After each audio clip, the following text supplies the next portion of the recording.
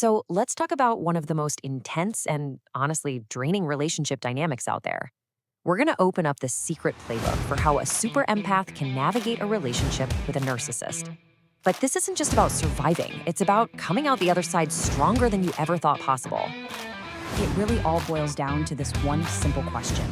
What actually happens when the narcissist's favorite person, their main source of energy, suddenly decides they're done?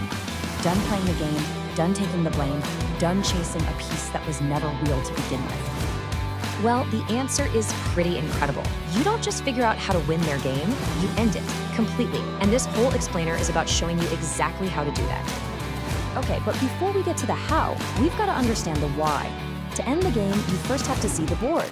You have to know the rules. You have to recognize the tactics that you are up against. Because this isn't just random meanness, it's a very calculated, very manipulative strategy. At the absolute core of all this is the concept of emotional supply. Just think of it like fuel. It's what a narcissist's ego runs on, and without it, they completely stall out. And here's the crazy part, it can be positive or negative. Your admiration or your anger, your praise or your pain, it literally doesn't matter to them.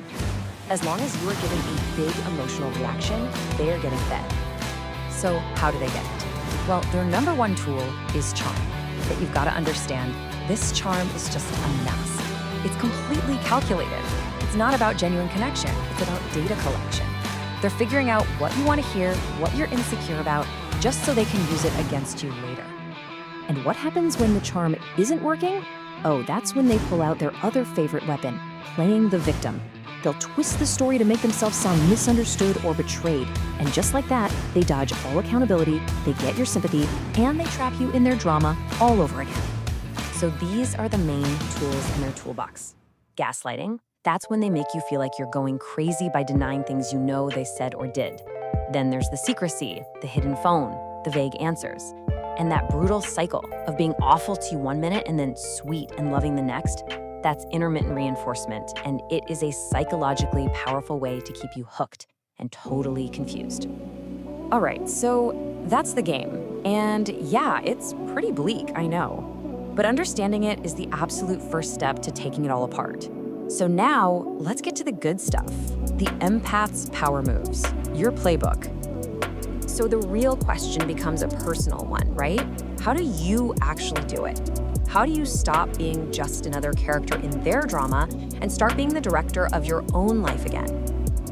Well, it comes down to a clear 4-step playbook. Now look, these steps aren't always easy, but they're so worth it. Each one is designed to systematically cut off their source of control and let you rebuild your own power, piece by piece. Let's start with boundaries. Now, for an empath, this is often the hardest one because that guilt can be overwhelming, right? But you have to reframe it. A boundary is not an attack. It's not revenge. It's an act of self-preservation. It's you saying, my well-being matters, and that is a powerful, powerful thing. Next up, you withdraw that emotional supply we were talking about. You basically become a psychological ATM that is just permanently out of service. You turn off the faucet. When they try to provoke you, you give them nothing. No drama, no anger, just neutrality.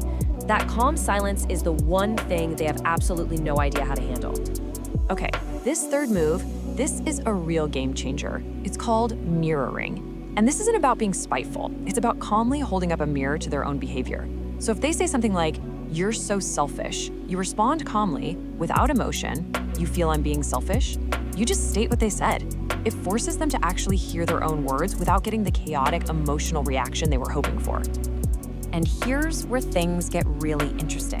When you start actually using this playbook, something profound starts to shift. And not just in the dynamic between you two, but inside of you. This is all about that amazing internal transformation. Just look at this evolution right here. You go from being a reactive empath, absorbing all the blame, desperately trying to keep the peace, to becoming a grounded empath. You start observing their patterns instead of taking on their blame. You start seeking truth, not just harmony. And you realize that being too sensitive isn't a flaw, it's your compass. And this is so, so important. For maybe your whole life, you've been told you're too sensitive, but the truth is, that sensitivity is your superpower. It's a highly tuned radar for when something is off, for when someone is being emotionally dishonest. The moment you start trusting that gut feeling is the moment they lose their power over you. So you see, your strength, your groundedness, it doesn't have to attack the narcissist. It doesn't need to humiliate them. It simply reveals them. Your calm authenticity is like a bright light that just makes their fragile mask dissolve. And that brings us to the final and honestly, the most liberating part of this entire journey. Once you've started reclaiming your strength, the focus shifts to finding true, lasting freedom. Let's talk about closure, because so many of us get stuck here, right? We wait for an apology, an explanation, some kind of admission from them. But here's the hard truth. You're never going to get it from a narcissist. Real closure is something you have to give yourself. It's the moment you decide to stop waiting and accept that their behavior was the answer.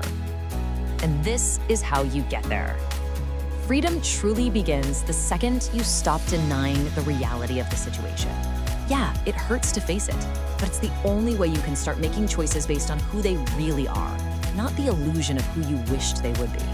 Ultimately, this whole process is about healing, and true healing makes you untouchable. Now, that doesn't mean you become cold or build walls around your heart. No, it means you become like a giant old oak tree, so rooted in your own worth, so whole in yourself, that their games and manipulations just have nowhere to land. They just bounce right off. So we're gonna end with this. Your peace of mind is not, and it should never be, up for negotiation. It is yours. You are in control of it. So the only question left is, what's one small thing you're going to do today to protect it?